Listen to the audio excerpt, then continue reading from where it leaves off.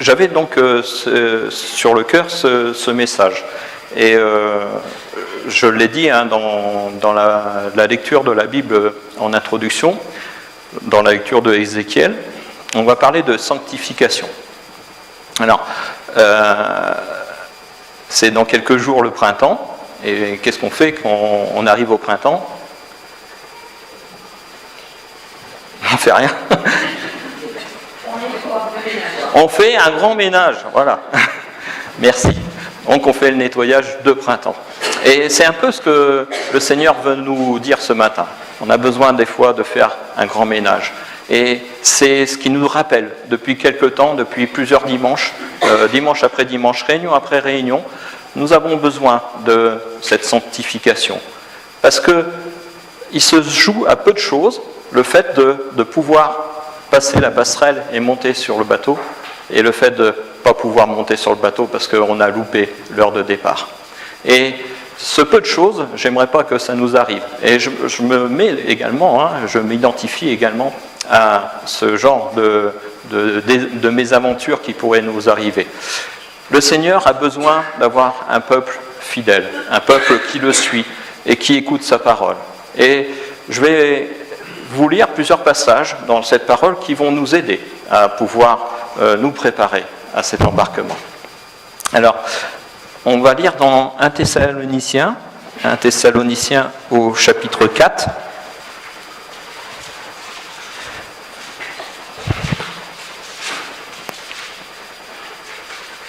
Et au verset 1.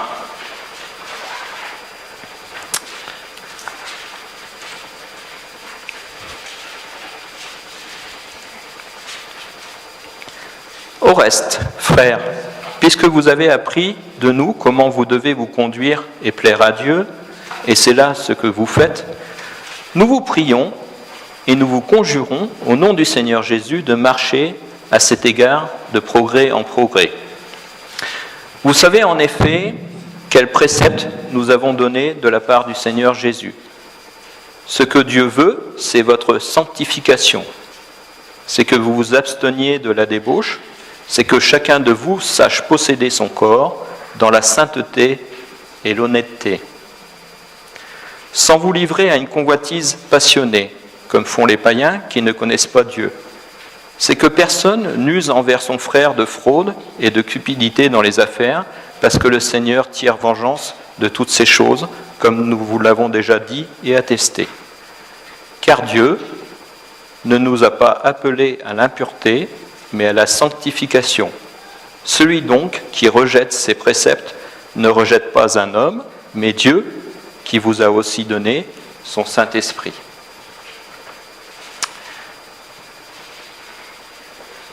On voit dans ce passage,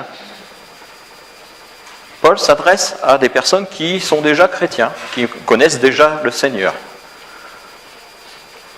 Et ils ont déjà une conduite devant le Seigneur qui est apparemment irréprochable. Et pourtant, il rappelle qu'on doit se garder du mal.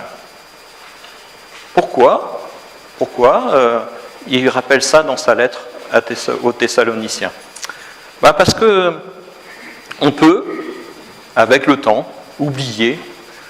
Si on ne prend pas attention, si on ne prend pas garde, on peut, des fois, du fait que nous sommes dans le monde, petit à petit, nous laisser entraîner par le mal.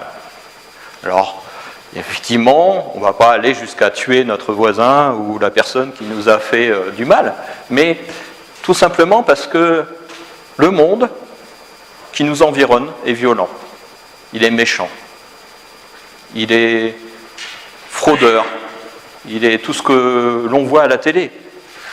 Et ce n'est pas nos pouvoirs politiques, nos hommes politiques qui sont des exemples pour nous.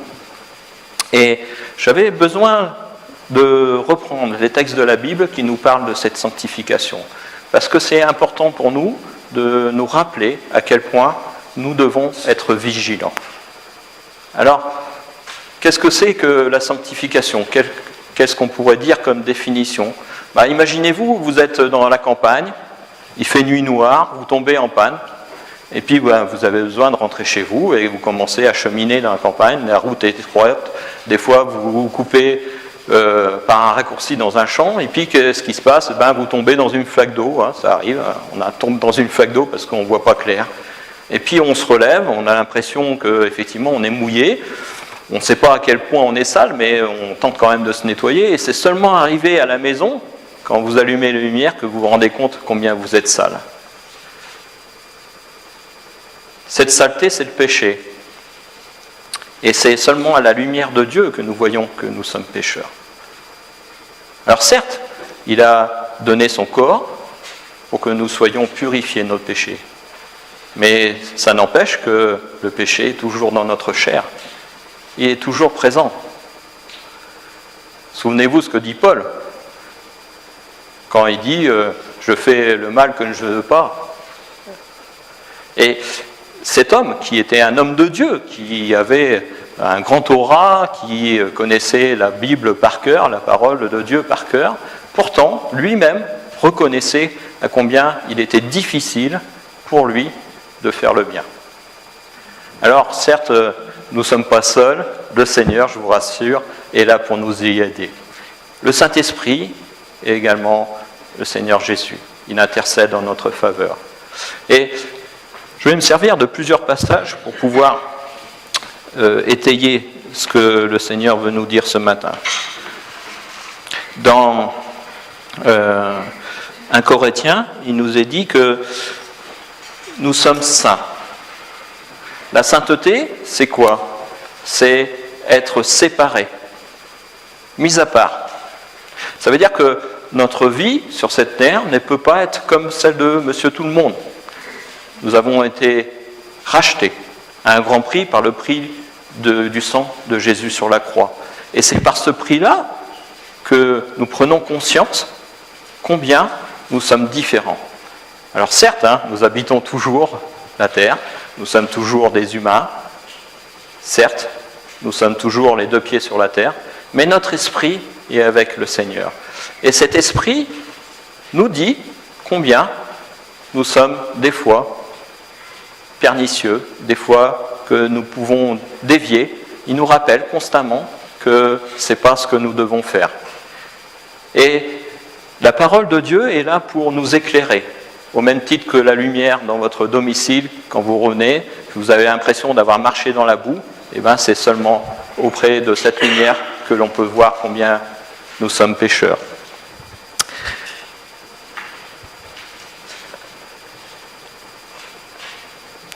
Si d'une part nous ne sommes pas justifiés par nos œuvres, d'autre part notre vie est transformée et produit de plus en plus d'œuvres bonnes qui honorent Dieu. Ça, c'est dans Matthieu. C'est vrai, d'une part, comme il est dit, nous ne sommes pas justifiés par nos œuvres. Nous n'avons pas besoin de faire des œuvres pour être justifiés par le Seigneur. C'est la grâce qui a été offerte à chacun d'entre nous. Il suffit de la saisir. Pour ceux qui n'ont pas encore donné leur cœur au Seigneur, je vous encourage à saisir cette grâce.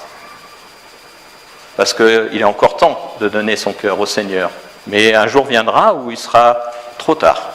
Ça sera comme pour le bateau, il sera déjà parti, et vous le verrez seulement partir de loin. Et vous serez resté à quai. Non, ce n'est pas par nos œuvres que nous sommes justifiés. Mais nous devons, comme il est dit dans Matthieu, nous devons faire en sorte de garder notre cœur pur.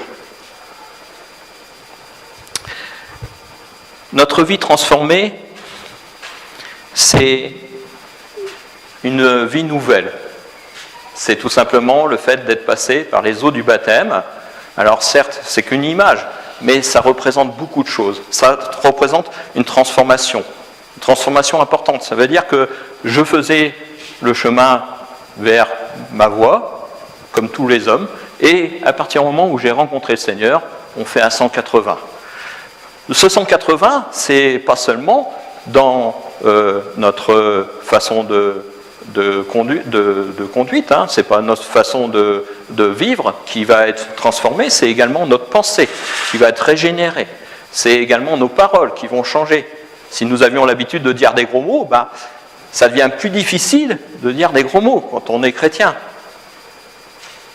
Si on avait l'habitude de sortir en boîte de nuit tous les samedis, ça devient plus difficile, parce que on est là, on est au service du Seigneur, et puis il faut se lever le dimanche matin. Si on se couche à 5h du matin, c'est difficile de venir au culte.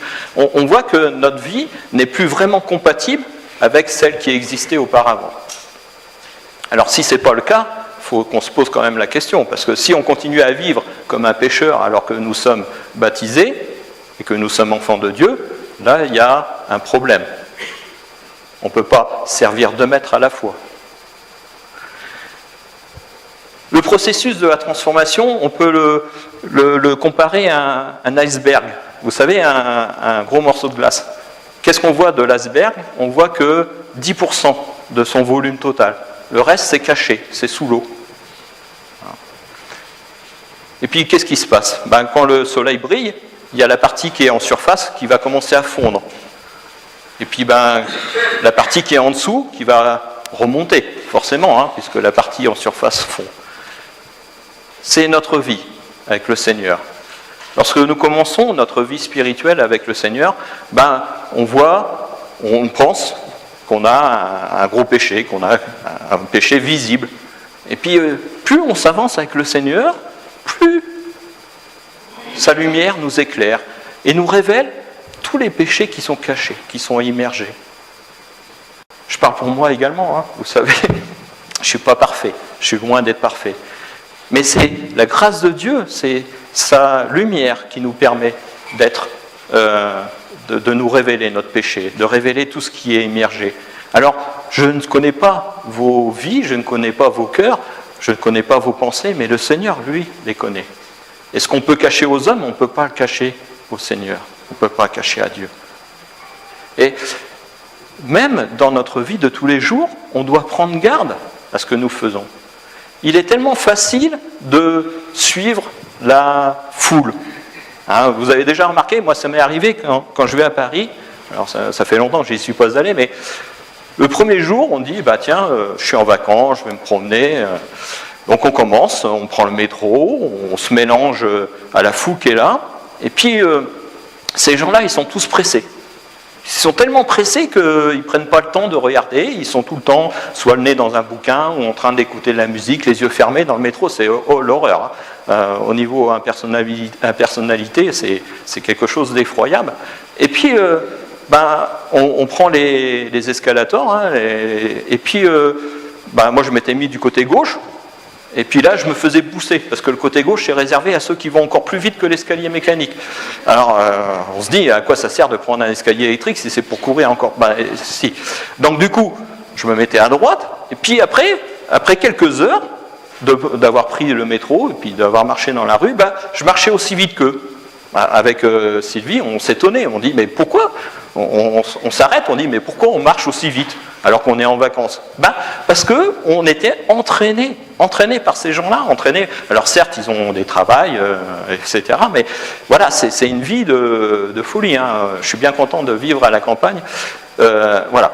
Donc, c'est pour vous dire que petit à petit, on peut dévier, on peut s'éloigner, s'écarter de notre marche. Et ça vient insidieusement. C'est souvent quand on se dit, tiens, mais c'est vrai que je regarde encore la télé ce soir, peut-être que j'aurais autre chose à faire, peut-être que je pourrais ouvrir ma parole, tiens, ça fait longtemps que je n'ai pas prié, peut-être que je pourrais quand même prier le Seigneur. C'est ces choses-là qui font que ça fait tilt dans notre tête. Et des fois, on doit s'arrêter. On doit s'arrêter et s'examiner. Et se dire, mais où tu en es? Où tu en es, Stéphane, du temps que tu passes avec moi? Regarde ce que j'ai fait pour toi. Regarde, j'ai donné ma vie pour toi et regarde ce que tu en fais. Qu'est-ce que tu en fais aujourd'hui de ta vie pour moi? Est-ce que tu me sers réellement? Est-ce que tu prends du temps que tu as pour ta famille, pour toi? Est-ce que tu prends de ce temps-là pour me le donner?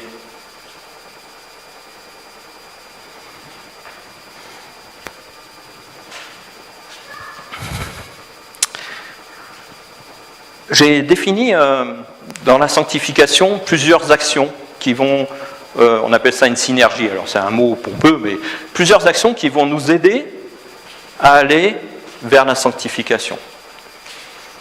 On l'a dit, je cherche mon mot, voilà, les facteurs qui peuvent nous aider à nous sanctifier, on va le voir plus tard, ça va être la parole de Dieu, la prière, tout ça, mais on a aussi besoin de se démarquer.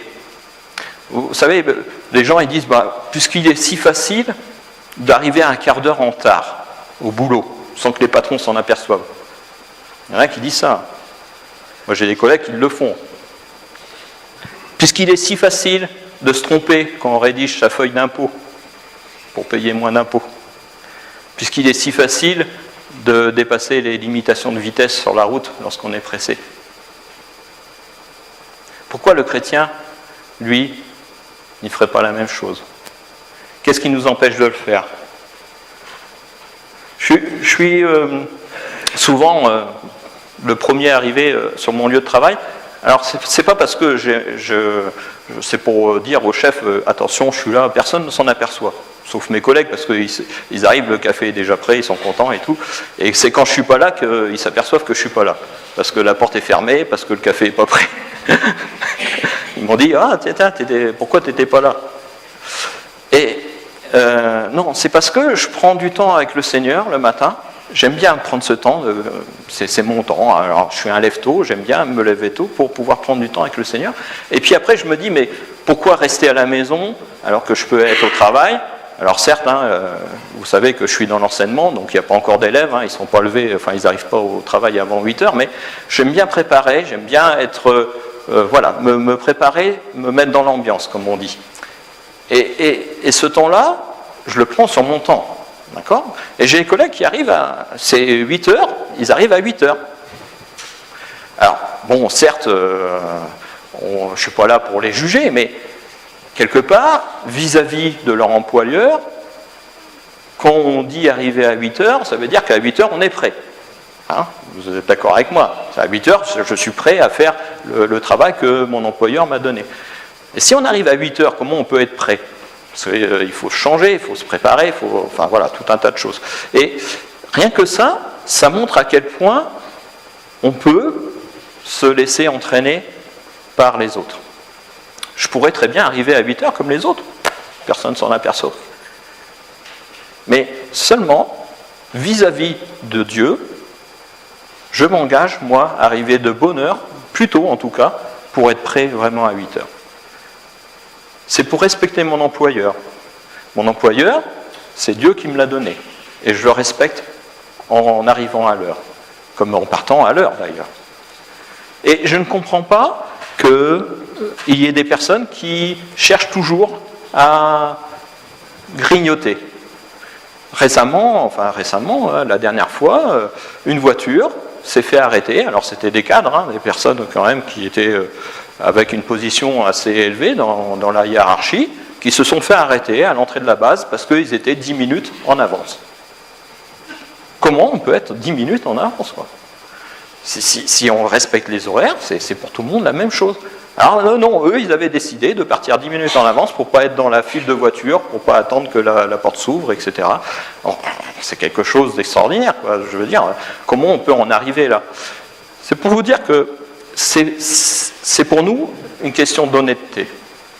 Nous sommes vis-à-vis de Dieu, il y a quelque chose qui nous empêche de faire comme tout le monde. Alors c'est dans la vie de tous les jours, dans notre langage également.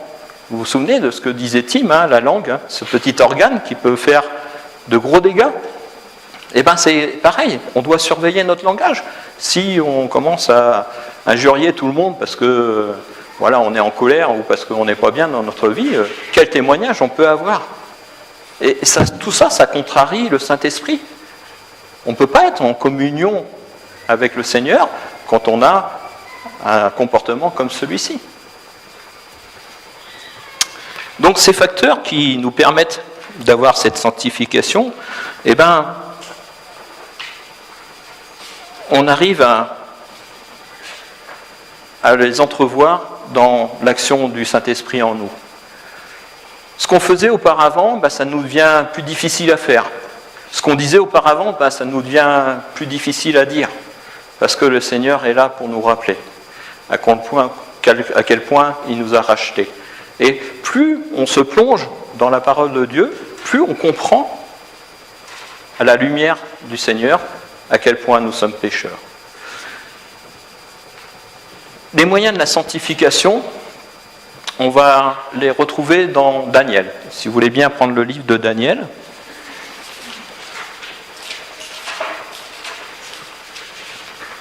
Alors, vous connaissez certainement l'histoire de Daniel.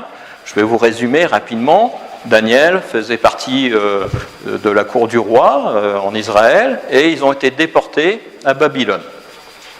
Alors ils ont été choisis parce qu'ils étaient beaux, intelligents, c'est ce qu'on voit sur les premiers versets. Et puis instruits. Mais ils croyaient en Dieu. Ils servaient l'Éternel.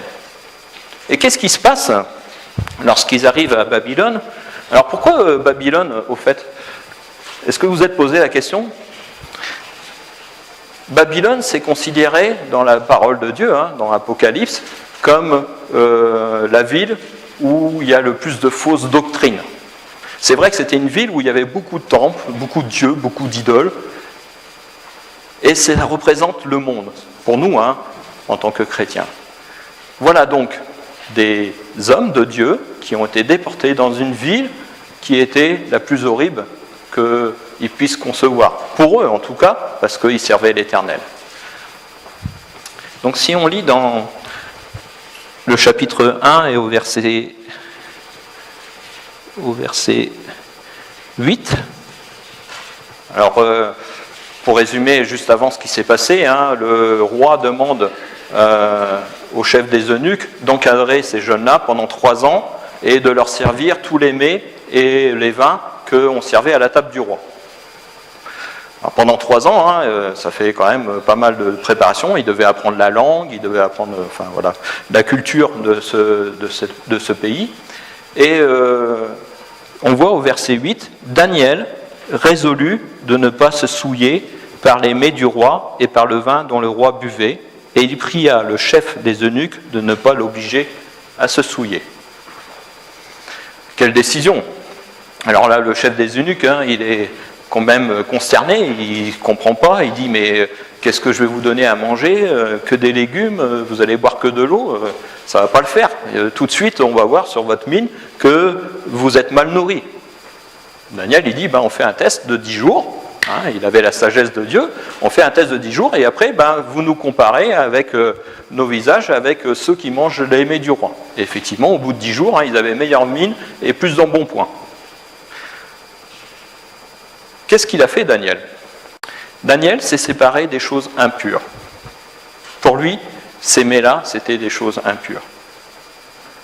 Qu'est-ce que nous devons faire? Une fois que nous avons eu la révélation de Jésus-Christ dans notre vie, on doit se séparer des choses impures.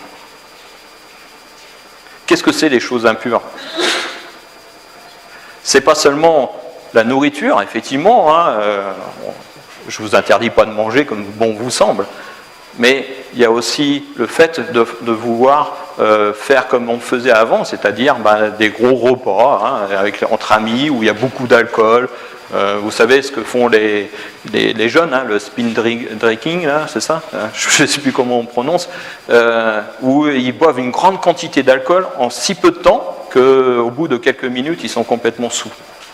Alors certes, ça coûte moins cher parce que ça évite d'en boire trop, mais la sanction arrive plus vite parce qu'ils sont tout de suite dans un état comatique, de conscience comatique. J'ai l'habitude, j'en vois énormément de ces jeunes, puisque on en a pas mal sur mon lieu de travail. L'intérêt pour eux, c'est d'être tout de suite dans un état second, où ils ne pensent plus à ce qui les environne, où ils ne pensent plus à la vie, où c'est un moyen pour eux de s'évader. Alors il y a aussi la drogue, et ça c'est un grand fléau, vous le savez comme moi. Voilà, se séparer des choses impures. Alors vous allez me dire, oui, ça coule de source, effectivement, quand on est chrétien, quand on a compris le sens de notre liberté avec le Seigneur, on va pas retourner comme on était avant. Mais des fois, insidieusement, ça peut, comme je vous le disais, revenir sur le tapis. Et on doit être vigilant pour ça. J'avance un petit peu, je bavarde. Donc la séparation de ce qui est impur. Dans 2 Timothée, au chapitre 2, il est dit « Si donc quelqu'un se conserve pur, en s'abstenant de ces choses, il sera un vase d'honneur, sanctifié, utile à son maître, propre à toutes bonnes œuvres. » Voilà ce que nous devons être, un vase utile à son maître. Dans le chapitre 6 de Daniel, on voit un autre moyen. Et au verset 10,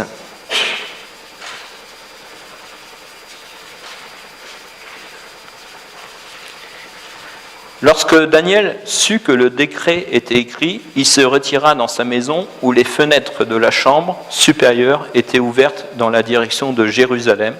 Et 3 fois par jour, il se mettait à genoux, il priait et il louait son Dieu comme il le faisait auparavant. Les gens jaloux qui entouraient Daniel et ses compagnons, ils étaient jaloux de sa position parce qu'il était plus intelligent, il avait expliqué les songes du roi, il avait une position assez haute dans cette société, et ils étaient jaloux de son cheminement, de sa réussite, comme on dit. Il y a des gens jaloux partout, je peux vous rassurer, et même encore aujourd'hui. Et qu'est-ce qu'il a fait, Daniel ? Il y a un décret, ces gens jaloux ont voulu, par décret, signé par le roi, attenter à la vie de Daniel, en disant tous ceux qui priaient, qui louaient autre chose que le roi, que la statue du roi, ils devaient être punis. Pourtant, Daniel, qu'est-ce qu'il a fait ? Il a continué à louer le Seigneur 3 fois par jour. 3 fois par jour. Est-ce que c'est le bon rythme pour prier ? C'est ce que font beaucoup de pays, les musulmans. Nous, on a eu, il y a quelque temps, des Émiriens. Ils se lavaient. Alors, ils allaient au lavabo, ils se lavaient les pieds, les mains, pour prier. Et ça, c'était 5 fois par jour, je crois. Et donc, sur le lieu de travail. Alors, effectivement, pour ceux qui ne connaissaient pas, c'était assez étonnant de les voir faire. Mais ils étaient en conformité avec ce qu'ils croyaient. La prière est un moyen de nous sanctifier. Parce qu'on reçoit du Seigneur par la prière. On reçoit du Saint-Esprit. Et il nous montre ce qui ne va pas. Quand vous êtes pas bien dans votre peau, comme on dit, vous n'avez pas envie de raconter ce qui se passe dans votre cœur, vous n'avez pas envie qu'on vous écoute, vous êtes dans votre coin. Mais la prière, c'est une communion avec le Seigneur. Et on ne peut pas avoir cette communion si on n'est pas conforme au Seigneur, si on n'a pas notre cœur qui est pur, qui est libre. Dans cette communion, le Seigneur nous montre aussi ce qui ne va pas dans notre vie. Il nous dit, ah oui, tu dis ça, mais est-ce que tu le fais ?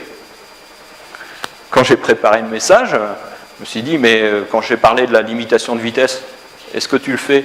Ça m'est arrivé de dépasser la limitation de vitesse. Alors pas souvent, mais ça m'est arrivé. Et puis, oui, je le dis, mais des fois je ne le fais pas.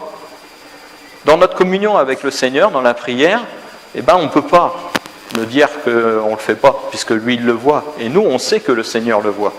Et c'est cette communion dans la prière qui nous permet de nous sanctifier. C'est ça qui nous permet de nous montrer que nous ne sommes pas conformes avec ce que nous disons.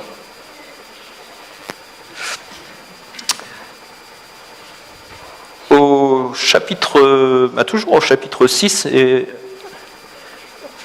au verset... chapitre 3 et au verset 1, excusez-moi, de Daniel. Un autre moyen de sanctification,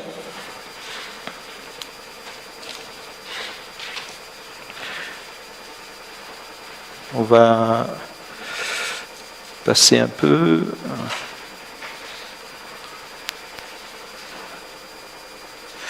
Au verset 4, un héros cria à haute voix, « Voici qu'on vous ordonne, peuple, nation, hommes de toute langue, au moment où vous entendrez le son de la trompette, du chalumeau et de la guitare, de la sambuc et du psalterion, de la cornemuse et de toutes sortes d'instruments de musique, vous vous prosternerez devant la statue d'or qu'a élevée le roi Nebuchadnezzar.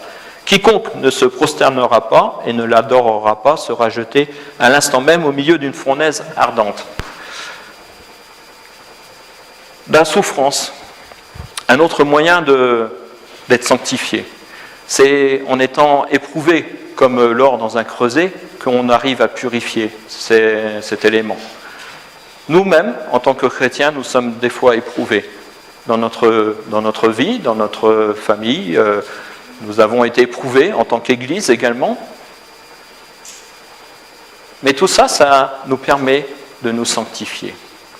Dans cette douleur qui est pour nous des fois insupportable, le Seigneur se révèle. Il te dit, mon enfant, je suis avec toi tous les jours jusqu'à la fin du monde.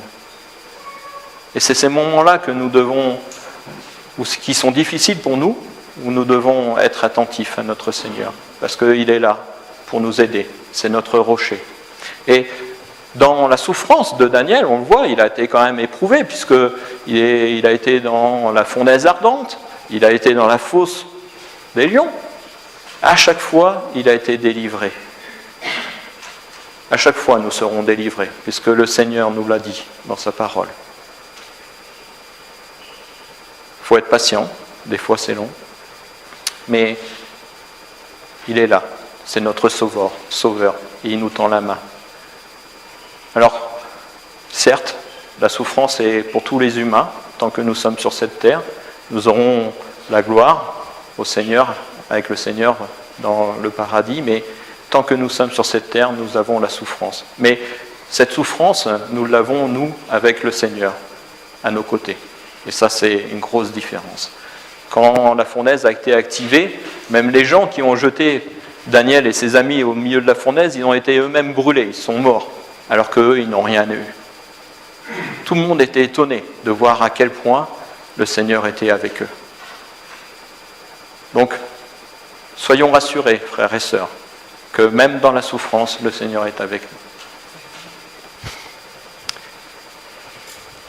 La parole de Dieu, c'est dans le chapitre 9, au verset 2. La première année de son règne, moi, Daniel, je vis par les livres qu'il devait s'écouler 70 ans pour les ruines de Jérusalem, d'après le nombre des années dont l'Éternel avait parlé à Jérémie le prophète.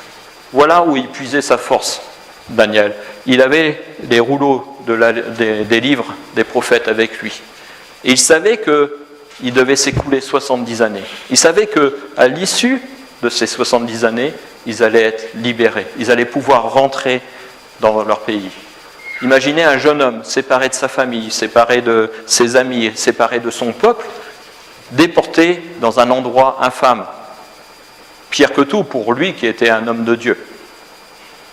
Il n'avait que la parole de Dieu pour le soutenir. Et cette parole de Dieu lui disait, « Prends patience, mon enfant, car je te délivrerai de la main du malin. » Et cette parole, nous l'avons à loisir. On a l'Ancien Testament, le Nouveau. Nous n'avons qu'à l'ouvrir pour y puiser notre force, pour pouvoir ressentir l'amour que le Seigneur a pour nous, pour pouvoir nous sanctifier, pour pouvoir nous libérer de ces péchés qui nous environnent, de cette chair qui est contre nous. Parce que on voit bien, même si nous, on est plein de bonnes intentions, la chair est là pour nous rappeler que nous ne sommes pas encore avec un corps ressuscité. Et enfin, le dernier point, c'est l'amour. On le voit dans le chapitre 2, Daniel qui intercède au verset 12. Là-dessus, le roi se mit en colère et s'irrita violemment. Il ordonna qu'on fasse périr tous les sages de Babylone. La sentence fut publiée, les sages allaient être mis à mort et l'on cherchait Daniel et ses compagnons pour les faire périr. Alors, Daniel s'adressa d'une manière prudente et sensée à Arjoc, chef des gardes du roi, qui était sorti pour mettre à mort les sages de Babylone. Il prit la parole et dit à Arjoc, commandant du roi, « pourquoi la sentence du roi est-elle si sévère ? Arjoc exposa la chose à Daniel. Et Daniel se rendit vers le roi et le pria de lui accorder du temps pour donner au roi l'explication. Alors certes, sa vie était en danger, mais lui, il n'en avait pas de souci, parce qu'il savait qu'il était avec l'Éternel, que Dieu était avec lui. Mais il allait intercéder pour ces sages, pour ces personnes, par amour. Il allait expliquer le songe du roi. Et cet amour-là nous permet également de nous sanctifier. Si on a de l'amour pour nos contemporains, pour les gens qui nous entourent, même s'ils nous font du mal, on va rendre le bien. Et c'est ça qui est difficile pour eux. On amasse des charbons ardents sur leur tête, il nous est dit dans la parole de Dieu, quand on fait ça, quand on rend le bien pour le mal. Et ça, c'est ce qu'il y a de plus important, je crois, pour nous. Quand on est chrétien et qu'on a une vie de chrétien, eh ben, on ne peut pas rendre le mal pour le mal. On doit rendre le bien. Et si on a ça dans notre esprit, eh ben, on ne peut que louer le Seigneur, parce que c'est lui qui nous donne cet amour pour les personnes qui nous font du mal. Alors, il y a du mal et du mal. Vous allez me dire, oui, on peut dire du mal de quelqu'un, on peut commencer à conspirer pour une personne, mais de là à vouloir le tuer, il y a une différence. Mais sachez quand même qu'on le voit bien aujourd'hui dans nos actualités. Il y a combien de personnes qui se suicident parce qu'on a dit du mal sur elles, sur les réseaux sociaux, sur Internet. Récemment, encore une jeune fille qui s'est tuée parce qu'on avait mis une photo d'elle sur Internet. Rendez-vous donc à quel point c'est difficile pour une personne de savoir qu'on pense d'elle du mal, qu'on dit d'elle du mal. Et que pour elles, pour ces personnes-là, leur vie est brisée. Il ne peut rien qui puisse la réparer, cette vie. On doit faire attention à ce qu'on dit, on doit faire attention à ce qu'on fait, parce que ça peut aller jusqu'à la mort d'une personne.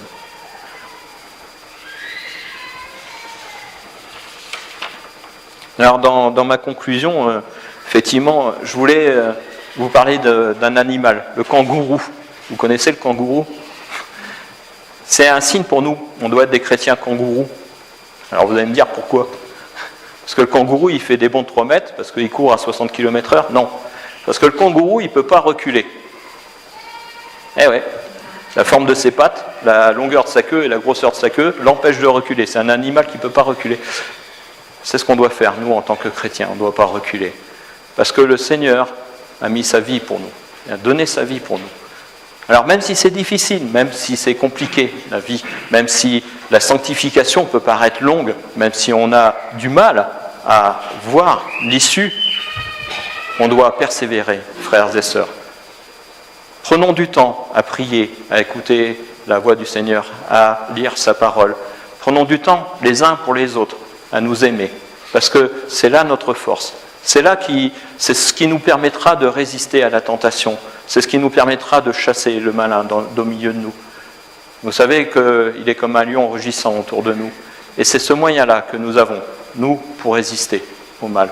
Alors, prenons du temps pour nous sanctifier. Prenons du temps pour nous examiner devant le Seigneur. Nous allons terminer ce message par quelques minutes. J'aimerais que nous puissions prendre du temps pour nous examiner nous-mêmes et nous dire, mais Seigneur, qu'est-ce que tu attends de moi ? Est-ce que tu veux que je sois vraiment ton enfant ? Est-ce qu'il y a quelque chose dans ma vie qui m'empêche d'être un enfant de Dieu, d'être pur comme tu le désires ? Qu'est-ce qui m'empêche dans ma vie de pouvoir te suivre ? Qu'est-ce qui m'empêche de pouvoir consacrer du temps à toi ? Prenons ce temps-là pour nous examiner.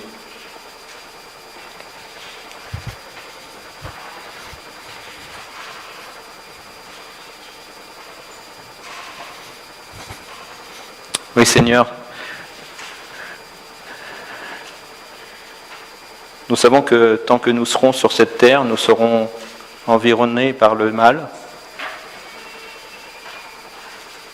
et que rien ici-bas ne peut nous donner la joie, seulement que ta présence. Cette présence est plus chère que tout au monde. Cette communion avec toi est plus que désirable. Et nous ne voulons pas laisser le péché nous empêcher d'avoir cette communion avec toi. Nous ne voulons pas avoir quelque chose qui nous empêche de nous rapprocher de toi. Nous voulons chasser tout ce qu'il y a de mauvais dans notre cœur, dans notre pensée, dans notre conduite, afin d'être des témoins fidèles. Nous savons que la longue route est devant nous et que nous avons encore de nombreuses années de difficultés avec toi, à nos côtés. Mais nous sommes sereins parce que tu es présent au milieu de nous. Tu nous as permis d'être considérés comme des enfants de Dieu et c'est une grande grâce que tu nous as faite de pouvoir dire que tu es notre Père. Merci Seigneur de nous aider à nous sanctifier. Merci Seigneur pour ta sainteté, car tu as horreur du péché Seigneur. Et nous sommes conscients que lorsque nous péchons, nous nous éloignons de toi. Mais dans ta grande grâce Seigneur, tu es là à nous accueillir les bras ouverts si nous nous repentons. Alors merci Seigneur, merci d'accepter nos cœurs.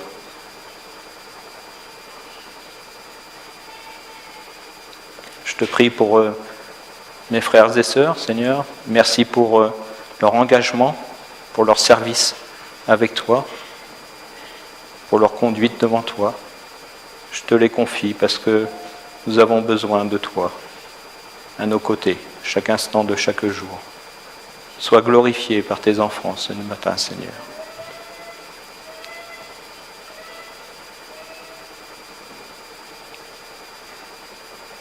Amen. André.